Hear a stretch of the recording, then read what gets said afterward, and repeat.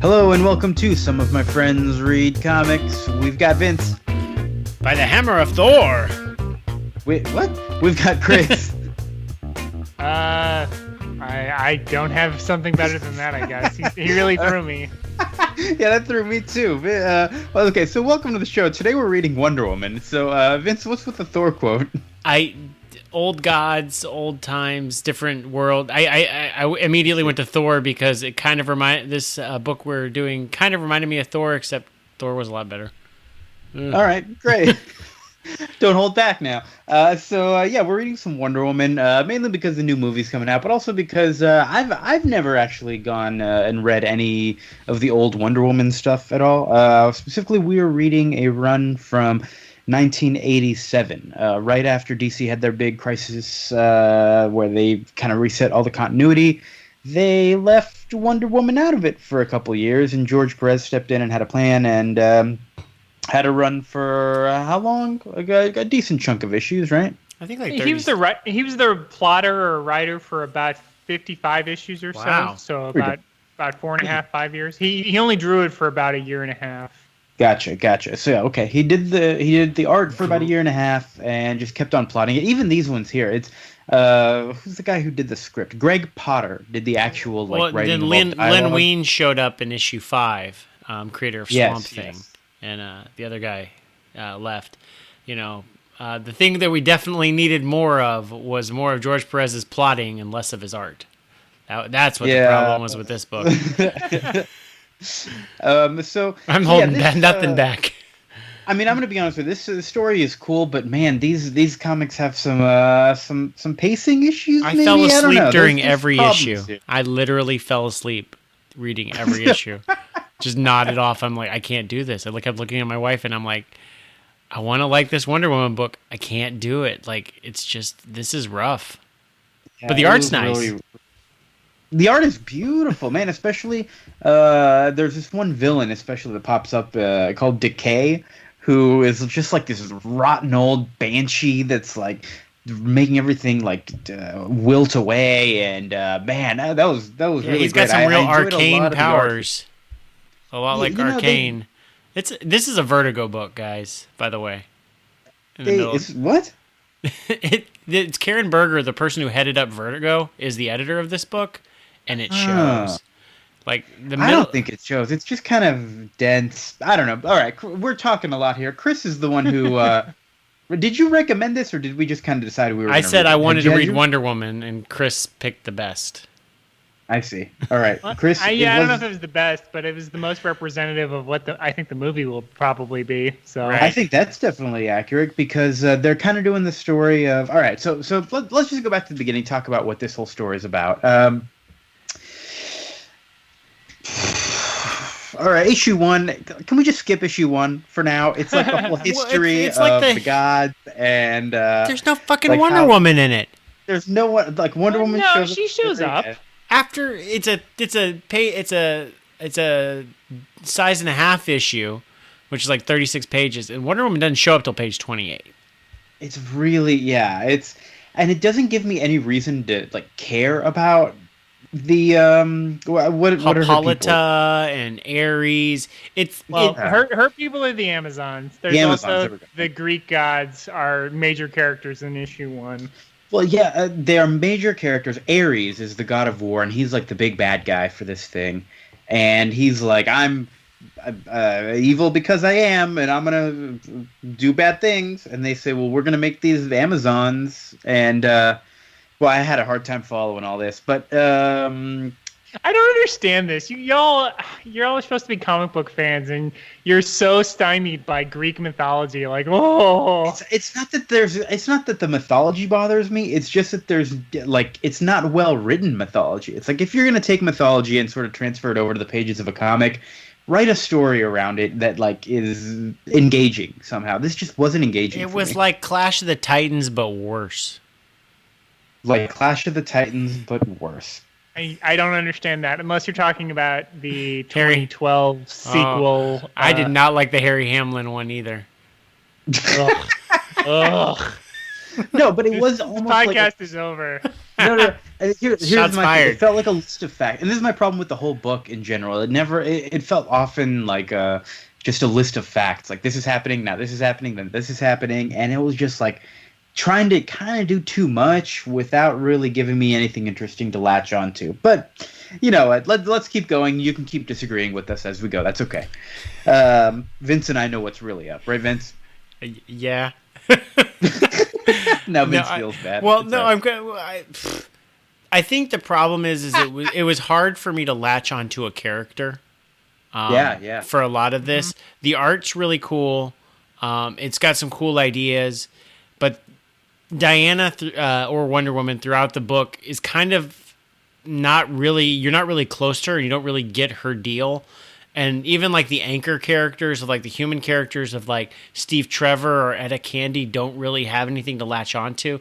When we get to the Boston Harvard professor, that's the first time I started feeling like, okay, I kind of have something to like get me into this book. But before that, I'm kind of meh. Yeah, that professor, it was like its name started with a K, like Professor Caterwauls or something. Something like that. Capitellus, I think. Capitellus, that sounds right. Yeah, her and her daughter. Yeah, that whole thing was a little bit more interesting because it did feel like her and Wonder Woman forged a sort of connection. They're trying to figure out, what's going on. They've got this whole amulet thing happening. So issue 1 takes place over like thousands of years. The Amazons and Ares don't get along, and then like Hercules is like cool with them, or Heracles, I think is actually how he is in this one. Heracles is cool, but then he's like, I wouldn't be friends with a woman, and then he like fucks him over. He's a dick, and then the Amazons are in a bad way, and then Wonder Woman like shows up, and actually once Wonder Woman shows up, I'm pretty cool with it, especially her first image of her meeting a pistol, like a modern day pistol. And that's really cool to me because I'm like, oh, the whole book was been very Greek mythology. You're kind of, swords and sandals kind of thing. And then it gets really anachronistic right at the end. And we're like, oh, this is actually, if this works, this could be really cool. And throughout the whole thing, there are these little touches of just like kind of outsider coming into our world and commenting on how it's different and all that stuff. I felt like, okay, really interested in. And then, I kind of lost a lot of that. But you're right; those moments when we do kind of just see her as a person trying to figure things out were really nice. And I like that. And then issue 2 is kind of starting the arc of Ares. Ares, the god of war, is like masquerading as an American general. So he's almost like a bad guy general inside of an 80s movie, but it's also the Greek god of war, which is really cool to me, actually. I thought that was a really interesting touch. That was something that I was like, all right, like this dude is like millennia old bad dude in an 80s movie. I'm down for this. Those moments when he did reveal his face, and it's just like this melting skeleton skull kind of deal, that was also quite nice. There was some really horrific images throughout this that were like, I don't know, drawn. That's why I thought it was I thought it was kind of Vertigo-y this way. That part is that kind of adultness of the art, I would say. Yeah, that part's kind of Vertigo-ish. I get that. Yeah. And then the weird thing is like I don't know enough Wonder Woman history, but I've seen enough of the trailers to be like, Etta Candy's like this like smart talking chubby girl, and she's like kind of no nonsense in this one. So I didn't like this reboot of Etta Candy as much because I think in her early 1940s appearances, her joke is that she's just fat and likes candy, and her name is even Ada Candy. And terrible. So what's your issue here? Well, that she's not that. She doesn't eat enough candy. I want her to be like Shaggy, just always eating Scooby snacks or whatever. Like that's what I wanted from this character. And she's like, I just work for the military. I'm like, I'm here, because you need to have a character named to this, and not that she was fun. How would you feel if she was the fat character from Pitch Perfect? Would that make it better? Yep. Because that's Grant. That was Grant Morrison's solution. Fat Amy. Is that yes. Rebel Wilson? Yes. Yes. They literally just photo referenced Rebel Wilson in Grant Morrison's Wonder Woman story that came out last really? year. Oh. Yep. Oh, like recently. I thought we were. Oh man. I don't know about Yeah, it was that. just it was last year. I did not enjoy it. It took forever. It like basically, if you thought this was a little decompressed, the Grant Morrison version told about half of this story in about 6 issues worth of story or of comics. I mean, honestly, very that might have been better for me. These issues felt stuffed with just dialogue. I couldn't latch on to anything. So I don't know. Honestly, I don't think the issue was compression or decompression or the amount of storytelling. It was just the style of storytelling. That's all it was. It didn't work for me. But I think I'm kind of going around in circles with that. There's a lot of words on the page, and a lot of them are unnecessary. There's a lot of words on the page. So yeah, it was hard to pay attention there's to too what many I was words, to, and there's too much ancient Greek history in this. Words, man. Too much history. There is also like Ares has his two. Do they call them dad? Is it? I think they're Ares' his sons. Yeah, because they're Mars's moons, right? Deimos and Phobos. That's it. Yeah. So Deimos and Phobos. Deimos is the one that looks kind of like a snake guy, right? Yeah. Or is it the other way? I don't know. Okay, yeah. I don't know. And then Phobos is the other one who kind of doesn't do anything in like this the book. Trump He's just twins. like watching. What's that? They're like the Trump kids, Eric and Donald. I don't know the difference between them, but that's what they are. Well, like Phobos is just watching, and as soon as Wonder Woman shows up to beat the other guy, Phobos is like, "Oh, I'm gonna like go for a while, and I'm gonna get out of here." He just leaves. Like all those fight scenes were great. Usually, fight scenes are my least favorite part of a comic, but they were just really well written. I think maybe because George Perez plotted the whole thing himself, and he's so good with the art that all the fight scenes were really dynamic and really interesting to watch. I really enjoyed that part of it. If this thing were like just fight scenes, I think I'd like it a lot more. And that's like the last thing I thought I'd ever say. Yeah. Love the fights. My pitch for the Wonder Woman movie was literally you remember that movie Haywire with Gina Carano from about 5 or 6 years ago? Mm-hmm. Literally just put a Wonder Woman costume on her and make Haywire again. And just have her beat up everybody and make it a Wonder Woman movie. I would have been totally fine. That movie, she beats up like Michael Fassbender and Ewan McGregor and Channing Tatum with like, she's not a good actress, so she says nothing. It's great. Well, and to that point, I really like that Wonder Woman doesn't speak English for the first few issues of this book. Yeah. That's another thing that I thought they were doing such a good job of pairing her with these this professor character and her daughter, that I thought they were going to kind of spend more time with Wonder Woman and these two making discoveries together, kind of like using that as a way to hold the audience's hand, like so that we're making these discoveries as well. And yeah, we didn't. Man, there's so much potential here, so much potential. And you mentioned the word reboot too, and I'm like, wait a minute. Yeah, this thing is a reboot, but it feels like it kind of expects me to know all this and isn't surprising me very much. You know, like for a reboot, it doesn't seem to be doing as much as it should. I don't know. That's what I'm thinking. I mean, I feel like y'all are in a different position than I think readers of a Wonder Woman comic in 1987 would have been in, because that's absolutely fair. Yeah. Have y'all ever seen the TV show? Do you know, like, what do you know about Wonder Woman? I honestly was racking my brain. I don't know if I've read that many like solo Wonder Woman books. I've read a little bit of the Greg Rucka run, and I read during Infinite Crisis when she killed Maxwell Lord, and I followed that for a few issues. But other than that, like, and then I read the J. Michael Straczynski run, which I actually liked okay, even though the internet hated it. I really hated that.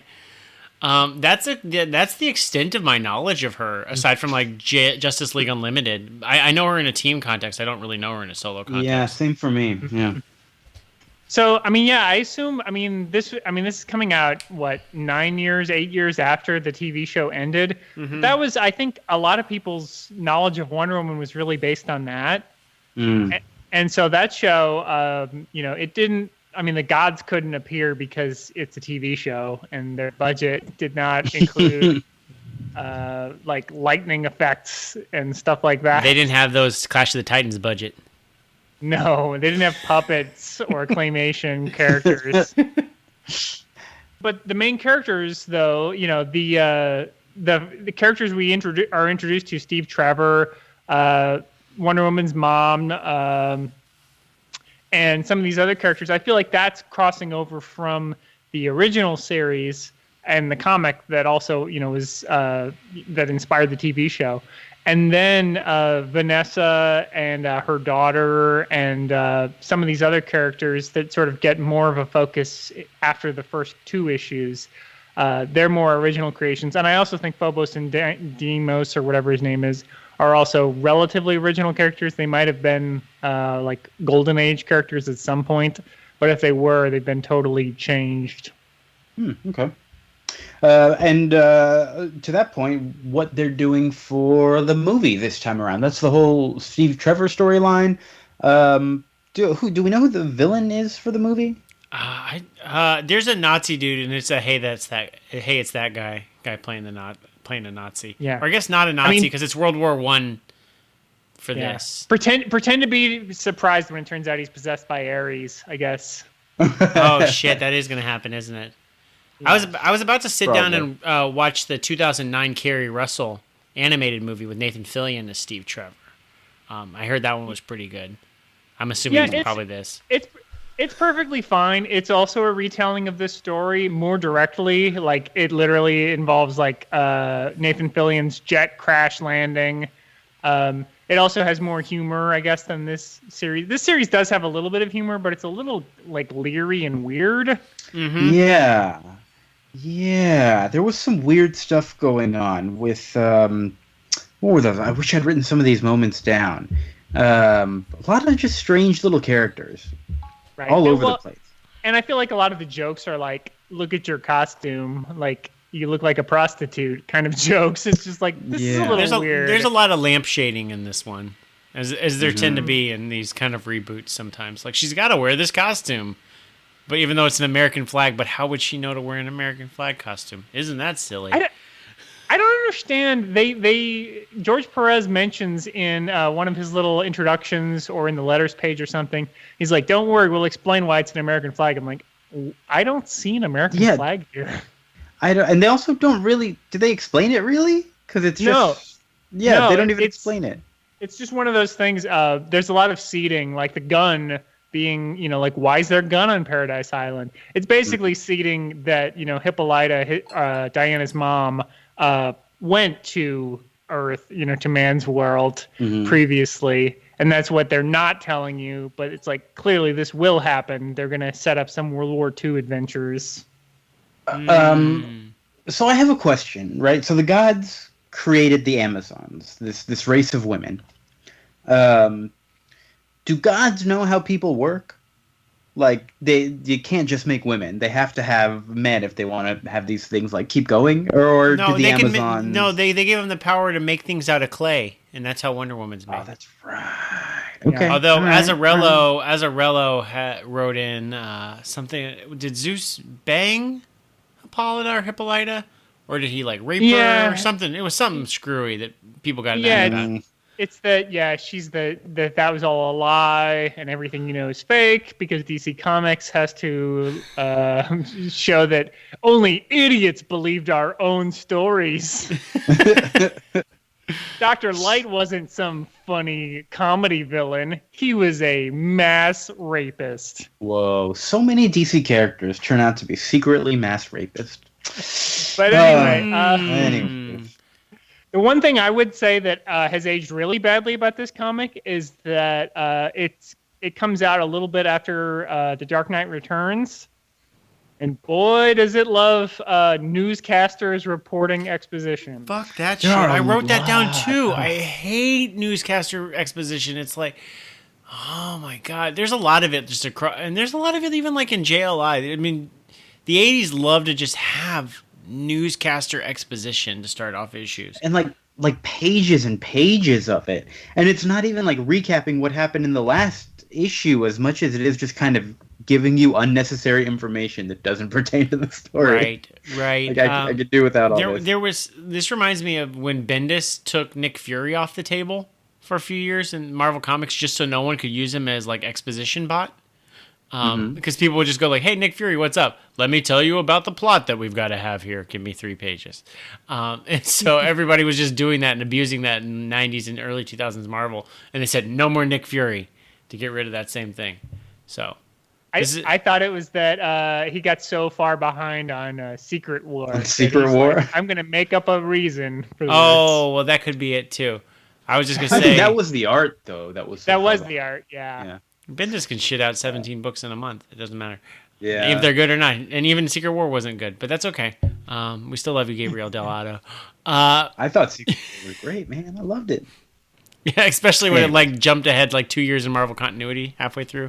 Yeah, good times. Good stuff. Good stuff. Good stuff.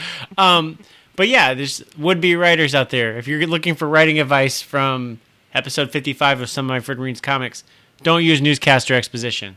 That's what we're telling you. And just don't use so many words. Let us discover some stuff. Yeah. You don't got to tell us everything. It's really. I will say, if you're going to have your characters travel through time to the late 80s, then have Geraldo appear and narrate what's happening, so that I know that it's late 80s, early 90s, and he is relevant.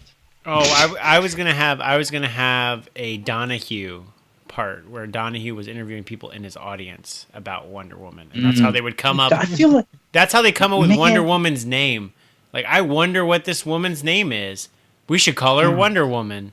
Wonder Woman. Oh my goodness. I wonder who. I was thinking about the logistics of how do you get everybody to buy into your superhero name, or does it? Especially when you don't do a lot of press conferences, do the newscasters just come up with we're calling this person Wonder Woman, and then that's how everybody buys into it? It's I guess we're calling them Wonder Woman now. TM. I think it's whoever the first and biggest one to report it. If it catches on, then it sticks. I think in this day and age, it's whatever the easiest and most obvious pun is, because then everyone starts calling it that dumb thing, and it just kind of happens. Yeah, because it's Shark Bit Nipple Boy or something. That'll be his name, yeah. Nipple Boy. For more on this, I recommend checking out our Your Stupid Minds episode, Black Scorpion, where a passerby or a witness noticed that the superhero in that movie had braided her hair like a scorpion tail, I guess. Yo, she got her hair like a black scorpion. It's how did you get to this?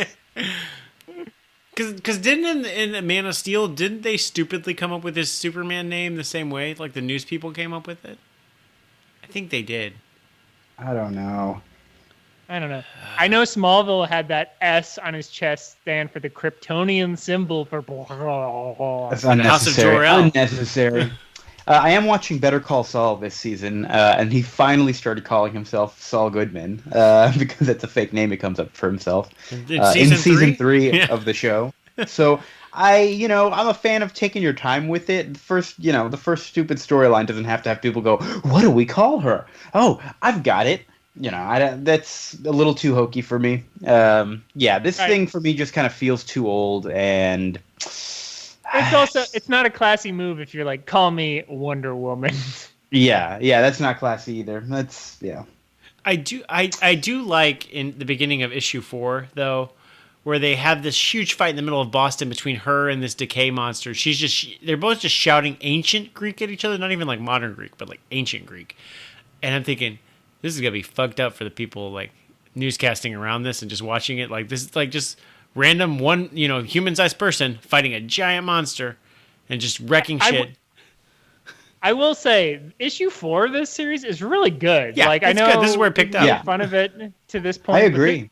This is a really good issue. I think just read issue 4. If you're gonna read anything, read issue 4, and then you're all set on Wonder Woman. No, that's probably not true. I really did want to like this a lot more, because I might try some other Wonder Woman now, but I don't know. Not this one. I actually really liked issue 7, which is, I guess, at the end of this. I was about to say issue 7 is the other worthwhile issue. Yeah, I was going to say. So issues 5 and 6 is all just Ares. He's he's got his master plan. He's got zombies, I guess, that are going to, blow up the world. It's very heavily influenced. I know Watchmen wasn't the only comic that did this, but it's hard to ignore that it's there were two super famous comics that came out before this. And it's like, oh, he's borrowing this stuff from Dark Knight Returns, and then he's just borrowing the Doomsday stuff from Watchmen. Mm-hmm. Yeah. Yep. But and then it makes me mad though. Also, just like in the middle of issue 5, she's like, "I speak English now." It's like, what? Well, you learn quickly. I learned quickly. Oh yeah, how did that happen? Like I was just paying attention, and now I learned. She's just immersed in English for like a few hours. She can do wonders. I think Lin Wein showed up here with issue 5 and was like, "Fuck this, we're getting out of this," in a line. Even though I really liked her like foreigner aspect of it. I really thought that was a nice touch, and I kind of wish it had gone on longer. Yeah, I liked it too. I was disappointed when that disappeared. I did not read issue 7. I stopped at issue 6 when she saves the day, but like sacrifices her life in order to do it. But not really. They're just going to take her to the gods, and she'll be okay. But I started flipping through 7, and it was just a bunch of gods, and I said, "No, I'm out of here." It had a cool art where she got resurrected by falling in like smaller panels. That was really cool. And then I saw the art. I flipped through it. Yeah. She helped the Harvard professor's young daughter who got turned into an old lady by decay. She gave her a salve and helped her out. So that was good. And that's where she did a wonder, like a miracle. And I was like, oh, that's an interesting way to call her Wonder Woman. I like that. And then at the end, Cheetara or Cheetah, is it Cheetah Girl? Cheetah, yeah. Not Cheetah. Okay. Cheetah is like, I want her lasso. I'm gonna buy her lasso off of her. And if she doesn't, I'm gonna kill her for her lasso. And I'm like, okay, I'm on board. I'll read this. I do like it as just a setup issue. It also introduces her agent who like makes her famous in the world of the DC universe, which I think is a nice touch where it kind of separates her from kind of other superheroes where like she does have like a publicity aspect where she's like, no, I do want people to understand my message. And so, unlike most superheroes who are like, Spider-Man's like, no, I can't tell anyone about myself. Yeah, because that carries over to like into the Rucka run where she's like a UN ambassador and she's written a tell-all book, and so people are suing her over her tell-all book, which is interesting. Yeah, that's the idea of like she writes this book that's like very divisive because it's like super. I don't know if I would call it third wave feminist because it's from an ancient Greek Amazon woman, but people are like, "You're going too far, Wonder Woman." Suffering Sappho, she's gone too far. Oh man. So yeah, I don't think I have anything else to say about the topic of this Wonder Woman run. I do like that the good guys do kill bad guys. I like that Wonder Woman is a straight up killer in these books.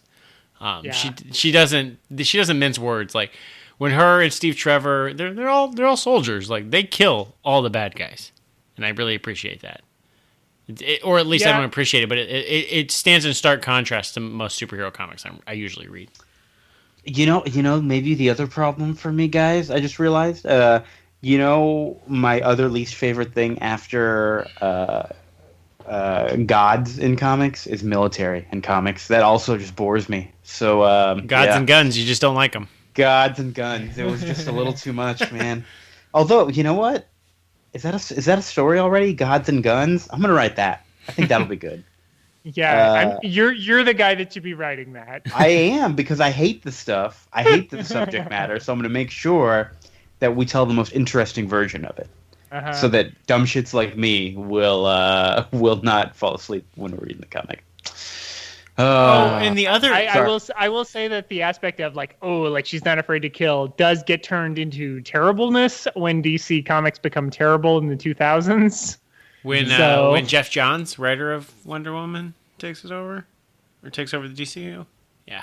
Yeah, when Maxwell Lord and all this other stuff where it's like she's a murderer. That's what makes her important. It's like, can we back off the like serial murder aspect of this character? Yeah, I do love that. I mean, at least Rucka was like, yeah, I fucking did it. What do you want from me? He was going to murder everybody. He controlled Superman. What do you want from me?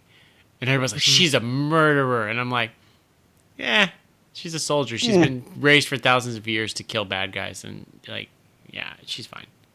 I'm good with Wonder Woman. She'll get over it. The other thing I really liked about this book was reading the letters. That they publish people's addresses in this book. Like full addresses, so which weird. Is fucking weird. And then they address it to the editor. So everything says, Dear Karen, I really like this book, which is weird. That is weird. It's not like Dear Marvel or Dear, Spider-Man office or anything. It's Dear Karen. But then later people some people send their letters to George and Karen. Some people send it to Lynn and George. It gets weird. Mm-hmm. And I'm like, why'd y'all print that part? Why'd y'all waste the line space? It makes no sense. It's really weird to me. Gotta print the letter in full, man. They do print the letter in full. There's some long letters in there. Yeah, they don't edit any of those down. It's a new book. They're getting like 3 letters probably. We've got to fill those 3 pages of letters. It just made me laugh. Sorry. But otherwise, I got nothing more to say. But if we're talking about the letters page, I think we're getting to the end of this discussion here. My recommendation is stay away. But not everyone agrees with that. I think that's a little unfair. It's very dated for sure, and there's definitely parts. I'm not going to say this is like a strong recommend or anything, but like if you're reading this and you're like, okay, this Wonder Woman's interesting to me, then there's more Wonder Woman for you. If you're like, oh, I don't care about this character, you're probably not going to care about any Wonder Woman. Like, I hate to break it to you. That's what that's my question. She's not that interesting a character. That's what my question is like, I like the idea of Wonder Woman. I like her imagery. I don't really know her rogues gallery, and even really much of her supporting cast. But I didn't get a sense of any characters in this book other than the Harvard professor, whose name I can't even remember. Dr. Caterwalls, I'm calling her. Dr. Caterpillar? Yeah. But even Wonder Woman didn't seem to be that much of a character in this book, which kind of like frustrated me. Like I didn't have anybody to latch onto. And even Rucka's run, I had a hard time latching on to any character. So I'm trying to I want to like Wonder Woman, but I don't like the books that I've read of her, like her solo books at least. Yeah, maybe it's just me personally. I don't think she's a very good character. I do think Perez was doing the smart thing of being like, I'm just going to start seeding like a supporting cast right away of like Steve Trevor and, Vanessa, the teenager, and the professor and these people so that it's not just going to be Wonder Woman being like, I'm not going to quit no matter what. Phew, I did it. Yeah. When's the last time they had a female writer on Wonder Woman? Gail Simone had a 3 or 4 year run that was pretty good. It's still, if you don't like this, you're probably not going to love that. It'd be worth at least checking out for something. I don't know. She's such a strong feminist icon, and it took a long time for them to get a female writer on Wonder Woman in general, right? Like, when was the... Well, yeah, because even the opening, it's George Perez puts a letter at the beginning of his first issue, and it makes DC sound like such a boys' club. That like nobody wanted to write Wonder Woman, and even me, I'd be like, I don't want to touch Wonder Woman, like as a white male, like because there's probably better opportunities, and I'd probably fuck it up. Like, I wouldn't want to touch it because I'd probably, like, ruin the legacy of Wonder Woman. I don't want to touch it with a 10-foot pole for that very reason. I get that. But, it seemed like nobody really wanted to write Wonder Woman. And even Perez kind of was like, I read some Gloria Steinem, and then I tried to write the book. And I'm like, oh, man. Oof. And maybe I'm paraphrasing, but... Yeah, it's funny. I know... have y'all read Promethea? No, but that's on my list. That's the Alan Moore Wonder Woman analog. The last Promethea before the title character, who's like aging at the start of the book, is very clearly George Perez's wife. Oh. So there's a lot of like, he based the character on me, and he did a bunch of research on this stuff, and that's why I'm the Promethea of the 80s. It's like, it's very clearly supposed to be George Perez's wife at the time. I don't know if he's still married, but that was very clear. And, the whole Promethea is a really odd character because Alan Moore was going to do Glory, and then it got canceled, which we mentioned in the Supreme issue. Yeah. But then in Promethea, he sort of did this weird thing where he's like, well, I'm still going to take some stuff from Wonder Woman, but also like dump all this other stuff out because it's just I'd rather make it weirder than it is and not rely on, Golden Age comics and DC's marketing stuff. Yeah. It's definitely like if I would recommend it above pretty much any Wonder Woman book, honestly. Although Azzarello's book is fun as like just an action book. Yeah, Cliff Chang's art is really good in that book. Yeah, it's just a pretty action book. If you like the character of Wonder Woman or other Wonder Woman comics, you'll be like, they made some weird decisions here. Mm-hmm. But if you're like, I don't care about any of this, you'll be like, oh, this is pretty good. Mm-hmm. Jill Thompson recently wrote a book of Wonder Woman that I haven't got a chance to read, but the art is really pretty. I flipped through that. It's all painted. And then DC Bombshells. Have y'all read that at all? I started to. That's like the kind of weird anthology, Golden Age era one, right? Yeah, it's all anthology stories, and that's all written by women, written and drawn by women, and that's got some Wonder Woman, Steve Trevor stuff that I actually pretty enjoyed. I would check out DC Bombshells. It's yeah, that sounds interesting. I haven't read it, but it's on my list. Yeah, that sounds cool. I mean, it's not great, but I mean, it's like all the the DC. Female heroes, given like short 8-page stories and kind of anthology style. It's pretty good. I'd give that a recommendation. Glad that exists. Yeah. Cool. So I think that about closes the book on Wonder Woman for now. So let's talk about next time. Hey, the other big movie that's out recently, that Guardians of the Galaxy, getting closer and closer to the whole Marvel Cinematic Universe coming together for the Infinity War. So we figured, hey, good time to probably keep reading more in our quest to learn more and more about the Infinity Gauntlet and everything. Last time, way back when, we did the Thanos quest episode. Yeah, it's been over a year, I feel like. What's that? It's been like a year since we did that. It has. I don't remember why in particular we did. Maybe some movie was coming out and we just kind of wanted to start getting ready for Infinity War. But let's keep getting ready. It's time for us to read the Infinity Gauntlet miniseries, which pretty much picks up right after Thanos Quest. So if you feel like going back and listening to that episode or just reading those comics before we get to the next ones, they were really good ones. I remember really liking them. The Silver Surfer stuff written by Jim Starlin and his kind of invention of all the different Infinity Gems. Yeah, that was really cool. So I guess now Thanos has them, and he's going to fuck some shit up in the Marvel Universe. So, yeah, we're excited to read that. And guess who draws the covers for Infinity Gauntlet? Is it also Jim Starlin?